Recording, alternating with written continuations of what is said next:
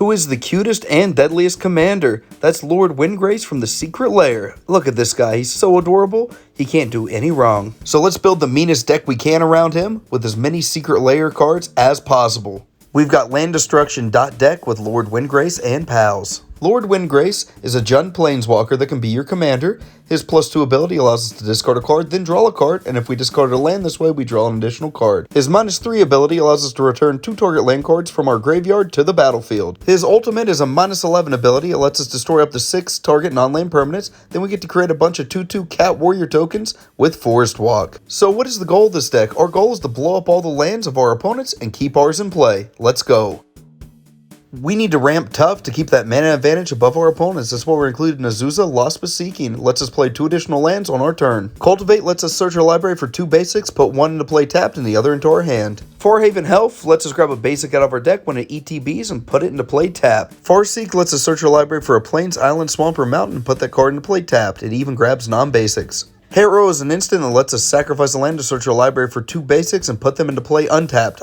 Untapped. Amazing. Kodama's Reach is the arcane version of Cultivate, lets us search for 2 basics, puts 1 in our hand and 1 in the play tapped. I'm counting Mina and Den here as ramp because it lets us play additional lands on our turn, and it gives us a little bit of an added bonus to return lands to our hand. We're also running Nature's Lore, just a sorcery that lets us search for a forest card and put it into play untapped. It grabs those non-basics as well. Then we've got the classic Rampant Growth, lets us search our library for a basic land card and put it into play tapped. This is a staple and very old school. Search for Tomorrow is a sorcery that lets us search for a basic land card and put it into play, but we can also suspend it on turn 1 for a little added advantage. Of course, we have Sol Ring in this deck, a commander staple, and there's a lot of different printings and variations, especially this nice Secret Lair treatment. Springbloom Druid is just an elf that's basically Harrow on a body. Sack a land and get 2 basics into play. 3 visits lets us search our library for a forest card and put it onto the battlefield. Just a functional reprint of Nature's Lore. What Elves is a 1/1 elf that when it ETBs lets us search our library for a forest card and put it into play. Now that we're done ramping, let's get into our next segment, drawing some cards and some card advantage. Starting off the card draw category, I have Augur of Autumn. It's going to let me play lands off the top of my library, and if I have Coven, I can play creatures right off the top. Next up, I have Bolus's Citadel. It's going to let me play cards off the top of my library just by paying life. Pretty awesome, pretty good card advantage. Courser of Crewfix is going to let us play lands off the top of our library, and playing them off the top of the library is the same as drawing a card. Explorer is going to let us play an additional land on our turn and draw a card, 2 for 1. When we cycle Crows and Tusker, it's going to let us draw a card and search our library for a basic land card. It's basically Green's Divination. Oracle of Moldai is going to let us play an additional land on each of our turns and play cards off the top of our library. Can't beat that. Reforge the Soul is the non-reserve list Wheel of Fortune. Also has that bonus of a miracle cost. Soul of Windgrace will let us reanimate lands out of our graveyard when it attacks and let us discard lands to draw cards. Tectonic Reformation will let us cycle away those land cards if our Lord Windgrace gets removed to keep getting that card advantage. The Gitrog Monster is going to let us play additional lands, and whenever a land hits our graveyard from anywhere, we get to draw a card. Works great with our commander. Now that we got our card advantage out of the way, now it's time to blow up some lands. Now let's start by removing 1 land at a time. That's where Acidic Slime comes in. It's going to let us destroy a land, but also gives us the advantage of destroying an artifact or an enchantment as well. Aftershock will let us blow up a creature, artifact, or land. That's what I call added utility. Army Ants will let us sacrifice one of our mini lands to take out one of our opponent's best lands. Let's get them. Avalanche Riders is a hasty nomad that lets us destroy a land on ETB. Beast Within will let us destroy any permanent. Any permanent. That includes lands, and they just get a measly 3/3 green beast. Demonic Hordes is a big 5/5 that can be tapped to destroy any land. It does have a severe upkeep cost that we need to keep paying. Destructive Flow makes every player sacrifice a non-basic land during their upkeep. Luckily, we have more lands than everybody else, and we can keep doing that with no stress. Helldozer is a massive zombie that can be tapped to destroy a land, and if that land is non-basic, untap Helldozer and let the fun continue. Obsidian Charmaul is a dragon that can have its cost reduced by your opponent's lands, and when it ETBs, destroy target non-basic land and opponent controls. Pillage is another single target land destruction spell, but it also lets us hit artifacts as well for that added utility. Sinkhole will let us destroy any land, and it's the OG land destruction spell, so we have to run it. Wrecking Ball is a little overcosted for a land destruction spell, but it's instant speed and also lets us hit those pesky creatures. Taking out 1 land at a time is fun and all, but I want to destroy a bunch at once. Let's get into some mass land destruction spells. Boom Bust gives us precision targeted land removal, and it lets us destroy all lands as well. Guess which one I'm picking. Break the Ice gives us the option of removing a single snow land or a colorless land, but you can overload it to destroy them all. I'm never going to cast Decree of Annihilation because it just hurts us too bad. Instead, I'm just going to cycle it and blow up all the lands. When Keldon Firebombers ETBs is going to make everybody sacrifice all their lands except for 3. Luckily, I have a bunch of ways to get them back from the graveyard. Scorched Earth will let us discard all those worthless lands in our hands to take out a ton of lands. Targeted mass destruction. Tectonic Break is an X spell that's going to make everybody sacrifice X lands. I'm going to make you sacrifice them all. Finally, we got the Tried and True Wildfire. It's going to make each player sacrifice 4 lands and then deal 4 damage to each creature. Board wipe and land destruction. A match made in heaven. Since we are blowing up all of our lands as well, we need to get them back from the graveyard. Now let's get into some recursion.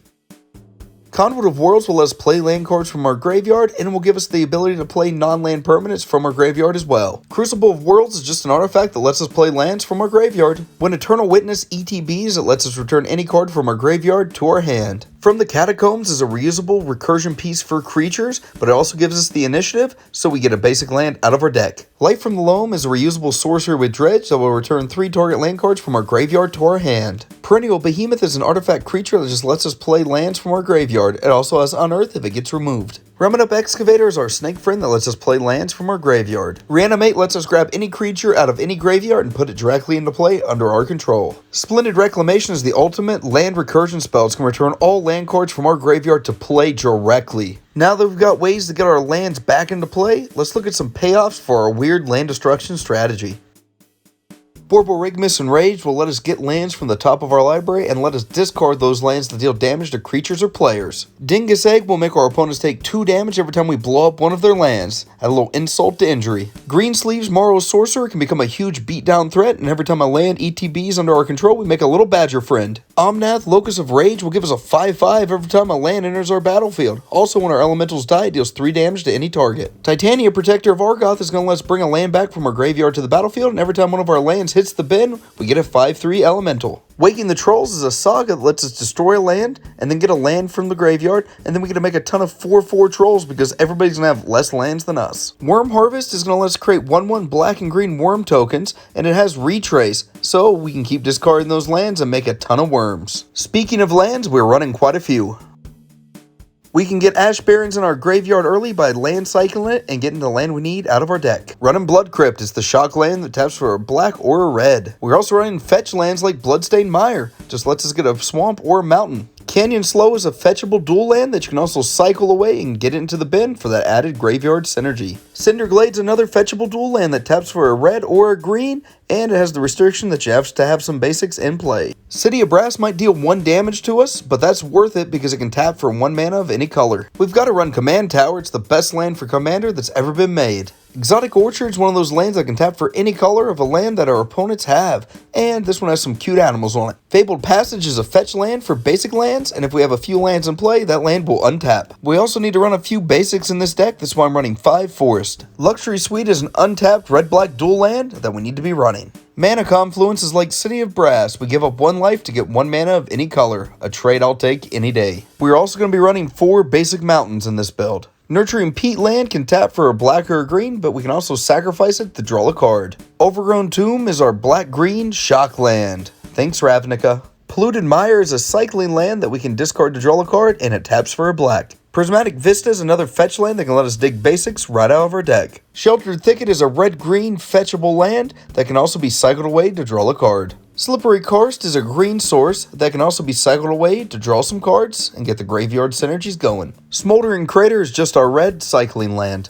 Smoldering Marsh is just another fetchable black-red source for us. Spire Garden is just another untapped red-green source that's at our disposal. Stomping Grounds is just our red-green shock land. We're also running Strip Mine. It just gives us another way to keep blowing up their lands, and we can keep recurring it from the graveyard to keep destroying more and more. We are also running 2 basic swamps. Undergrowth Stadium's just another untapped black-green source at our disposal. Urborg Tomb of Yawgmoth is probably one of the best lands in the deck. It's going to make each land a swamp in addition to its other types, so we can always have black mana. Verdant Catacombs is our fetch land that lets us search for swamps and forest. Wasteland is more land destruction on a land, just lets us destroy non-basic lands. Wooded Foothills is our fetch land for forest and mountain. Yavimaya Critical Growth will ensure that every land is a forest in addition to its other types. Our final land is the Triome Zeator's Proving Ground. It's fetchable, and it lets us draw cards by cycling it away. And that wraps it all up. If you made it this far in the video, oh my goodness, I can't believe you got through all that droning. But the full deck list is on Moxfield, link in the description. Once again, please like, subscribe, and comment if you like this. Thanks for watching.